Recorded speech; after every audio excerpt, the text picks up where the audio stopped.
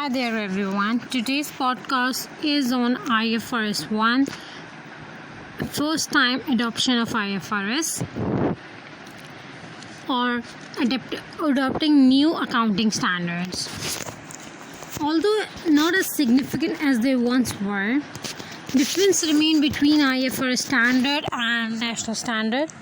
Therefore, an accounting issue arises when an entity adopts IFRS standard for the first time. IFRS 1, first time adoption of International Financial Reporting Standard, sets out the procedures to follow when an entity adopts IFRS standard in its published financial statement for the first time.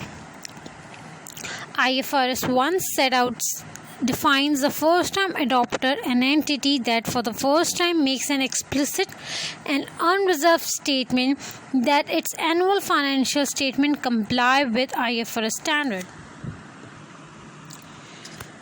There are 5 issues that need to be addressed when adopting IFRS standard.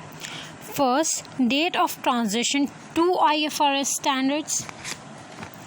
Second, which IFRS standard should be adopted. And third, how gain or loss arising on adopting IFRS standard should be accounted for.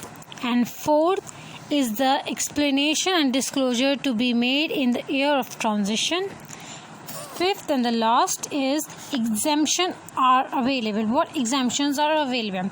So we have 5 issues that need to be at date of transition, which IFRS standard are going to be adopted, how the gain or losses on the transition is going to be accounted for, and explanation disclosures to be made, and fifth, what are the exemptions. Getting into the first issue, that is date of transition. The date of transition is the beginning of the earliest period for which an entity prepares full comparative information under IFRS standard in its first financial statement produced using IFRS standard. If an entity adopts IFRS standard for the first time for the year ended 31st December 2008 and present 1 year of comparative information, then the transition date is 1st January 2007. That is the first day of the comparative period. An opening IFRS statement of financial position should be produced as at the date of transition. This statement need not to be published but will provide the opening balances for the comparative period. The issue is which IFRS standard should be adopted. The entity should use the same accounting policies for all the period presented. These policies should be based solely on IFRS standard in force at the reporting date. A major problem for the entities preparing for the changeover is that IFRS standard keep changing. Therefore, an entity may apply an IFRS standard that is yet not mandatory if that standard permits early application. IFRS 1 states that the opening IFRS statement of financial position must recognize all assets and liability required by IFRS standard. Second, not recognize assets and liability not permitted by IFRS standard. Reclassify all assets and liability and equity component in accordance with IFRS standard. Measure all assets and liability in accordance with IFRS standard. An entity estimate at the date of transition to IFRS should be consistent with the estimate made for the same date in accordance with the previous GAAP unless evidence exists that those estimates were wrong. Reporting gain or loss. Any gain or loss arising on the adoption of IFRS standard should be recognized directly in retained earnings. They are not recognized in profit or loss. Now the explanation and disclosures. Entity must explain how the transition to IFRS standards affect their reported financial performance, financial position, and cash flows. When preparing its first statement under the IFRS standard, an entity may identify errors made in the previous year. The correction of these amounts must be disclosed separately. Third, When preparing statement in accordance with the IFRS standard for the first time, the fair value of property, plant and equipment, intangible asset and investment property can be used as deemed cost. If so, entity must disclose the aggregate of those fair value and adjustment made to the carrying amount under the previous GAAP. Now, exemption. IFRS 1 grant limited exemption in situation where the cost of compliance outweigh the benefit to the user. For example, first, that is, previous balance combination do not have to be restated.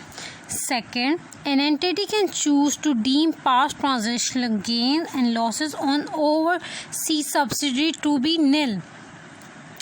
And third is, an entity need not to restate the borrowing cost component that was capitalized under the previous GAAP at the date of transaction. So what are the exemptions?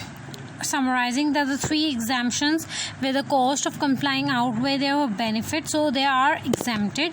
The first is business combination do not need to be restated. The second is that on a foreign subsidiary or over subsidiary, past translation gain and loss, we can consider them to be nil right now. And the third, that is borrowing cost component that was previously capitalized borrowing cost does not need to be restated. So business combination, translation gain and loss, and borrowing cost. Now, implications of adopting new now investors' perspective on this entire adoption. Entities have historically prepared their financial statement in accordance with the local GAAP, are increasingly adopting international financial reporting standard. This is often welcomed by the current and potential investor because they see investment from across the world. The increased adoption of IFRS standard help the investors to compare the performance and position of an array of different entities, enabling them to make more informed decisions and reducing the risk they are exposed to. This is the time the cost burden involved in entities adopting new standard of financial reporting standard. However, it's generally believed that it outweighs by the benefit provided to the investor. So the implications of adopting new accounting standards are: moving from the local GAAP to international financial reporting standard require very careful planning and consideration. However, the entity have accounted under the IFRS standard for many years still need to be aware of the implications of adopting new accounting standard. After all, board regularly revise the existing IFRS standard and issues new IFRS standard. Before adopting new accounting standard, entity should always consider the following. That is, the first, transitional guidance. Many newly issued accounting standards provide guidance how the transition from old accounting standard to new one. Example from IAS 17 leases to IFRS 16 leases. If no guidance is provided, entity should apply IAS 8 accounting policy, change accounting estimates and error. So transitional guidance is sometimes given by the standard, like from the shift of IAS 17 to IFRS 16 of leases, there is a transitional guidance. But there are times there is no guidance, then IAS 8 accounting policy changes and accounting estimates and error have to be used in case of a transitional guidance. Now, bonus and performance related pay. Adopting new accounting standard will probably affect the profit, and therefore profit related bonus and such scheme may need to be redesigned. So new standard affects the profit, and there are times company have profit related bonus and such scheme now has to be redesigned. Third, there's IT system. These might not be capable of dealing with the complex recognition, measurement or disclosure requirement of new accounting standards. Means your old system, your current system will be outdated for the accounting standards or IFRS standards. Covenant on loans. Key financial statement ratio might deteriorate as a result of implementing new accounting standard. Loan condition need to be renegotiated with the bank to stop borrowing become repayable. Earning per share. The requirement of new standards might reduce the profit, which also reduce the earning per share. EPS is a key financial statement ratio used by the potential and current investors. Perception. Analysts may view the move to the IFRS standard or the early adoption of new IFRS standard favorable. So all this, now we are having a positive point that it have a good impact on the society or future and current investors. Knowledge. The entity may need to spend time and money on training the existing or on recruiting the new staff.